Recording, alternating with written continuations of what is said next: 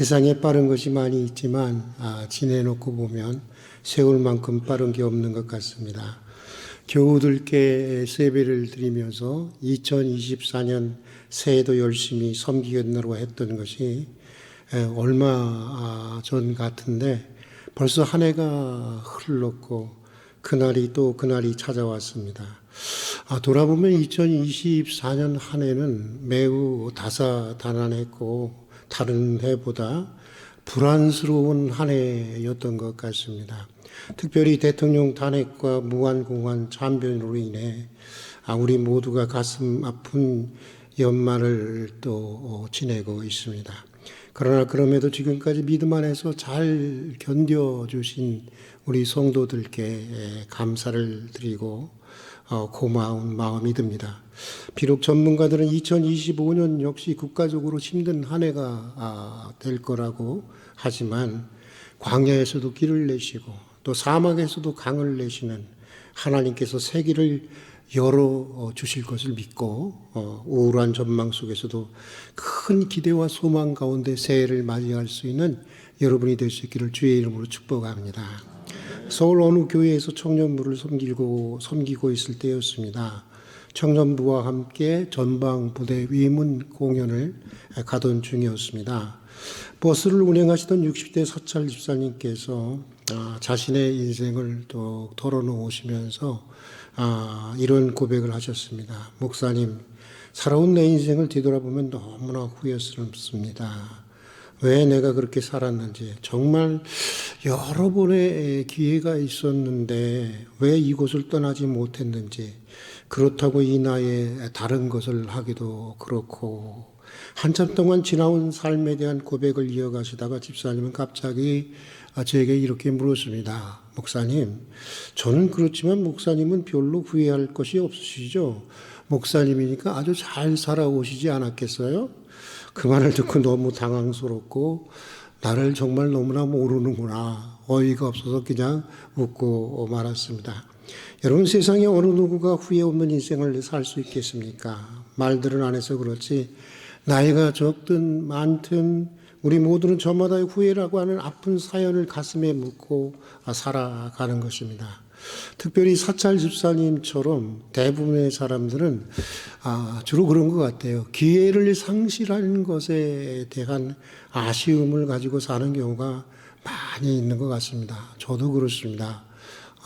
어머니의 아버지가, 특히 아버지가 이렇게 100살까지 사실 줄 알았더라면 저는 유학을 갔을 텐데 그때도 많이 아프셔서 돌아가실 것 같아갖고 장학금까지 다 보장된 유학의 길을 포기했던 것이 두고두고 요즘에도 꿈에 자꾸 나온다 할 정도로 아쉽습니다. 그래서일까 그리스 로마 신화에 보면 기회라는 시는 머리는 사자 머리인데 몸은 뱀의 꼬리와 같은 모습으로 묘사되고 있습니다. 그런가 하면 탈무드에서는 앞머리는 숱이 많고 뒷머리에는 대머리라고 묘사하고 있습니다. 그러니까 이런 말입니다. 기회는 올 때 바로 정면에서 바로 붙들어야지, 그렇지 않으면 놓쳐버린다는 것입니다. 인생의 기회가 그만큼 소중한 것이라고 하는 것인데 올 때 기회가 그만큼 기회를 소중히 여겨야 한다고 하는 것인데 100번 오는 말이라고 생각합니다. 그러나 여러분, 우리는 이것도 알아야 합니다. 우리는 기회의 소중함을 지나치게 강조하다가 종종 기회에 대한 왜곡된 그런 생각을 가지고 살아가는 경우가 참 많이 있는 것 같습니다. 기회는 단 한 번뿐이라는 생각이 바로 그런 것입니다. 기회는 한 번뿐이고 한 번 놓치면 다시는 오지 않는다고 하는 것입니다. 또 어떤 근거로 그런 말을 하는지 몰라도 인생의 기회는 단 3번뿐이라고 하는 것입니다. 그것도 또 문제입니다. 3번 중에 하나라도 잡으면 성공할 수 있고, 그거 놓치게 되면 영원히 기회를 잃고 실패한 인생을 살 수밖에 없다는 근거 없는 얘기들이 나돌고 있습니다. 정말 그런 것일까요? 아닙니다. 그것은 진실이 아닙니다. 기회는 한 번만 주어지는 것이 아닙니다. 그렇다고 해서 세 번만 주어지는 것도 아닙니다. 우리의 삶을 주관하시는 하나님은 우리가 마지막 숨을 거둘 때까지 계속해서 기회를 주시고 또 주시는 분이시기 때문입니다. 삼손의 이야기가 그것을 단적으로 우리에게 입증해 주고 있습니다. 비록 삼손은 매우 비극적인 인생을 살았던 사사였지만 그의 마지막은 참으로 성스럽고 장엄하고 또 감동적이었습니다. 태어날 때부터 비상한 심을 가지고 태어난 사람이 삼손이었습니다. 그런데 그는 하나님이 주신 그 심을 우리가 잘 알고 있는 대로 헛된 곳에 낭비하는 인생을 살았습니다. 그러다가 결국 데릴라의 유혹에 넘어가서 심의 근원이었던 머리를 깎이고 적군이었던 브레셋에게 생포되게 됩니다. 그리고는 두 눈이 뽑히고 사슬에 묶여서 감옥에서 큰 맷돌을 돌리며, 여러분 맷돌은 사람이 돌리는 게 아니죠. 이건 맷돌을 돌렸다고 하는 것은 그의 나날이 짐승과 같은 삶을 살았다고 하는 것을 얘기해 주고 있는 것입니다. 그러던 어느 날이었습니다. 이스라엘의 원수 블레셋인들은 그들의 명절날에 성과 같은 아주 큰 집에 모여서 축제를 즐기고 있었습니다. 그리고 그들은 감옥에 있는 삼손을 불러내어서 제주를 부리게 하고 그를 매우 조롱합니다. 그때 삼손은 거기 모인 모든 블레셋인들과 함께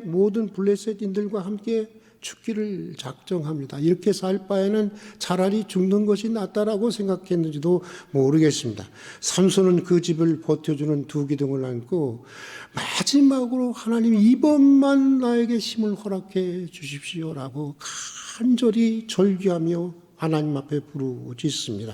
그때였습니다. 하나님은 그에게 힘을 다시 회복해 주셨고 삼손은 그 기둥을 무너뜨리면서 그 집에 모인 모든 블레셋 원수들과 함께 장엄한 최후를 마치게 됩니다. 그런데 성경은 그의 마지막을 이렇게 기록하고 있습니다. 그가 죽을 때 했던 일이 그가 살아있을 동안에 했던 일보다 더 많았더라. 그가 죽을 때 했던 일이 그가 살아있을 동안에 했던 일보다 더 많았더라. 마지막 죽는 순간에 하나님은 삼손에게 결정적으로 역전할 수 있는 기회를 그에게 허락해 주셨던 것입니다. 오늘 요나서에 보면은 여호와의 말씀이 두 번째 요나에게 임하였다라고 되어 있습니다. 아시는 대로 요나는 원수의 나라 아수리아 수도 니느웨에 가서 회개를 선포하는 하나님의 첫 번째 부르심에 불순종했습니다. 그래서 바다에 던져졌습니다. 그리고는 큰 물고기 뱃속에 들어가게 되었습니다. 요나는 틀림없이 이제 자기 인생이 끝났을 것이라고 생각했을 것입니다. 틀림없이 그랬을 것입니다. 이제 인생의 모든 기회는 상실했다고 절망했을 것입니다. 그러나 하나님에게는 끝이 아니었습니다. 하나님은 두 번째로 요나를 부르시면서 그를 큰 물고기 뱃속에서 구해내시고 그에게 새로운 기회를 허락해 주셨습니다. 오늘 우리가 읽은 요나서가 바로 그 장면을 소개하고 있는데 본문에서 말하는 두 번째 부르심, 여기에 우리가 주목해야 하는데 이 두 번째 부르심은 단순히 숫자적 의미에서 하나, 둘 할 때 두 번째 부르심을 의미하는 것이 아닙니다. 성경 전체의 맥락에서 읽어보면 이 두 번째 부르심은 second calling, 두 번째 부르심이 아니라 calling again, 다시 부르심입니다. 그러니까 again, 다시 우리 인생 전체를 통해서 계속해서 부르시고 마지막까지 또다시 기회를 주시는 하나님의 부르심을 상징하는 그런 부르심인 것입니다. 예수님의 비유 가운데 포도원 일꾼을 구하는 비유가 있습니다. 거기 보면 포도원 주인은 9시에 나가서 일꾼을 부릅니다. 그런데 이 포도원 주인은 12시 정오에도 나가서 일꾼을 부르십니다.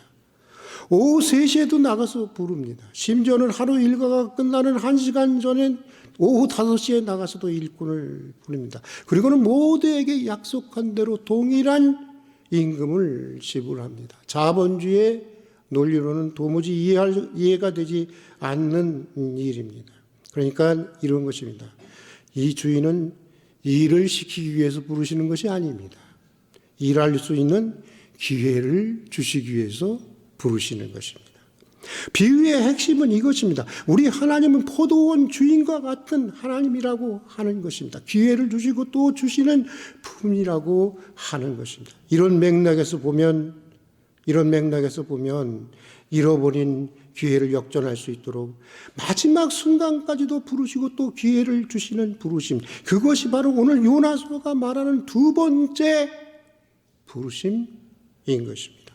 요나는 이 두 번째 부르심을 순종으로 붙들고 일어나 멸망할 느네를 구원하는 주인공이 되었습니다.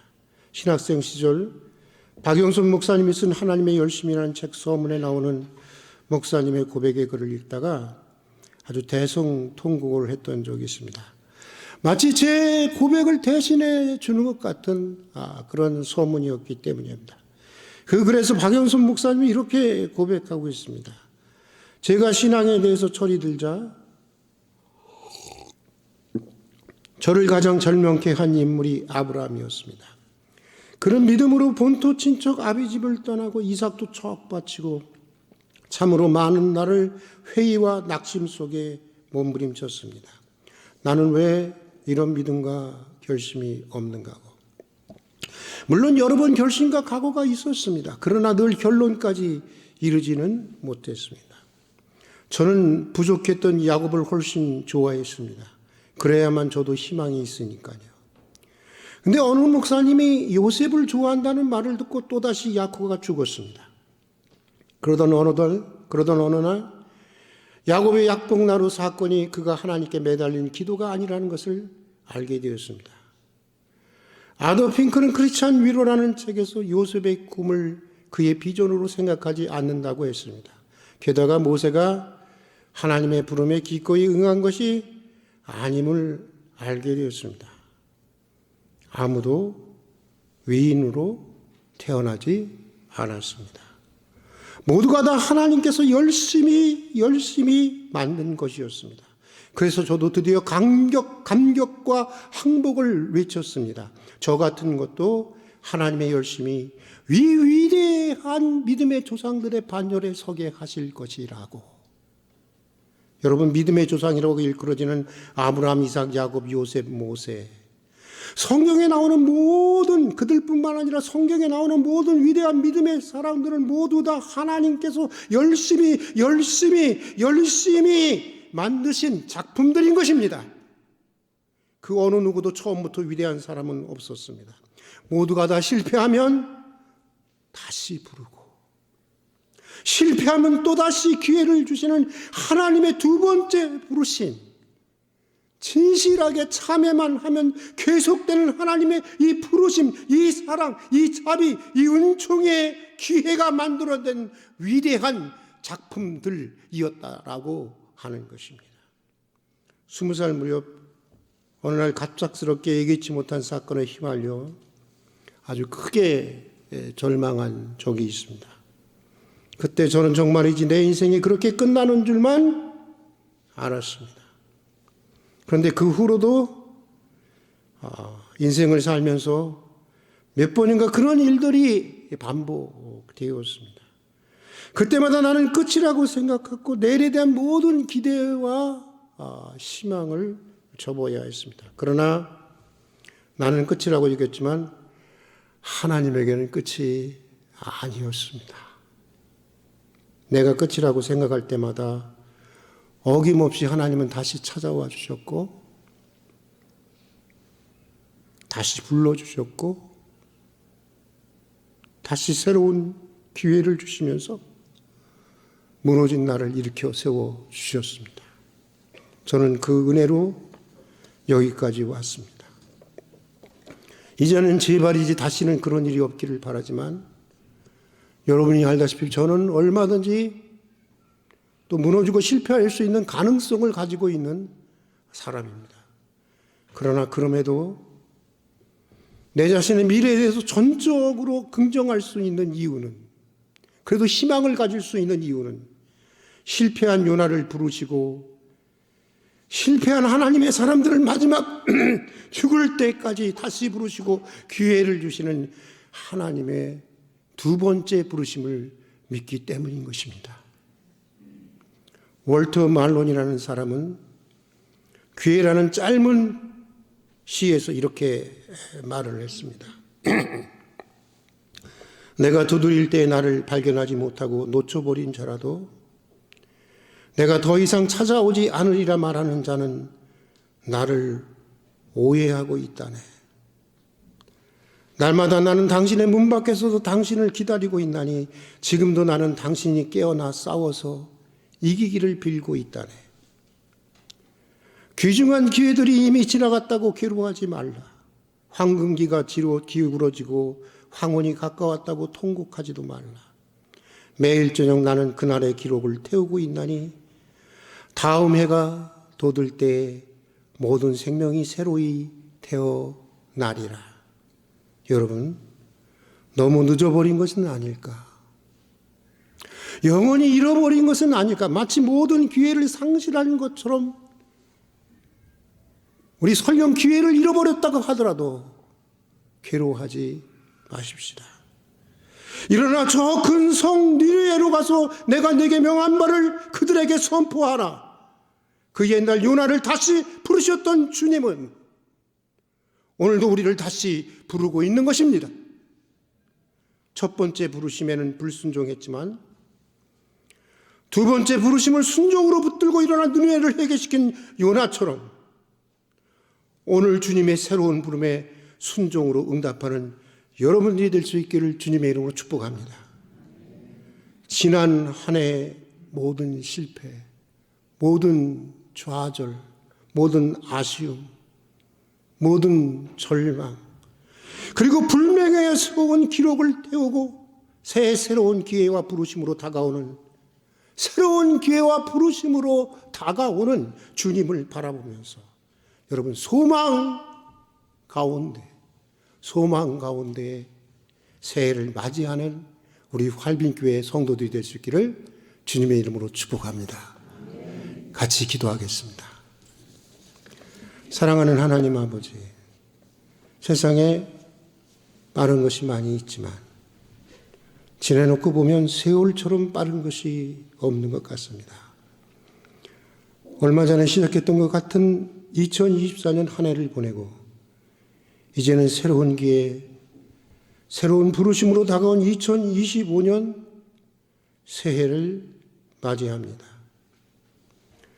첫 번째 부르심에는 불순종함으로 깊은 절망에 빠졌던 요나가 두 번째 하나님의 부르심에는 순종해서 놀라운 구원의 역사를 이루는 주인공이 된 것처럼 어제의 실패와 불명예를 모두 태우시고 새로운 기회로 다가오시는 주님의 부르심에 순종함으로 놀라운 구원의 역사를 이루어갈 수 있는 저희들이 되게 하여 주시옵소서. 언제나 새로운 기회와 마지막까지 기회를 주시고 마지막까지 새로운 부르심으로 다가오시는 예수님의 이름으로 기도드립니다. 아멘.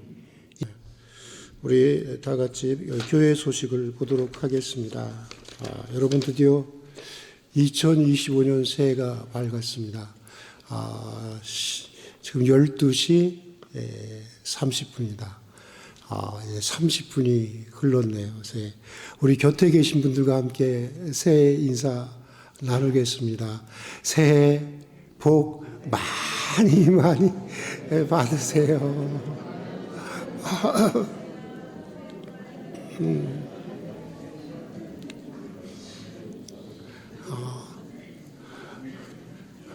하나만 더 할까요? 새해는 지난해보다 더 많이 주님을 사랑하십시다. 우리 서로 인사 한번 하겠습니다. 그렇게.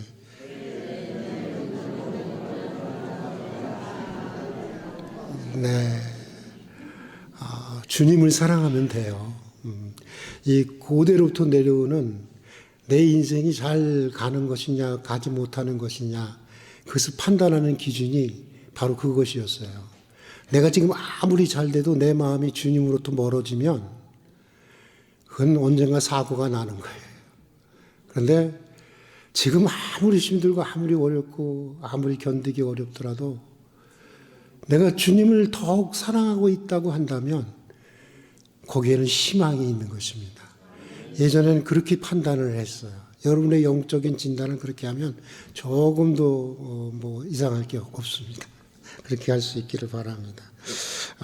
그리고 우리 공동예배가 1월 5일 주일날 2부 예배 후 본당에서 있습니다. 금요 기도회가 1월 3일 금요일 교역자 당회 주관으로 있습니다. 그리고 연말정산 기부금 영수증은 우리 허예균 전도사님에게 신청해 주시기를 바랍니다.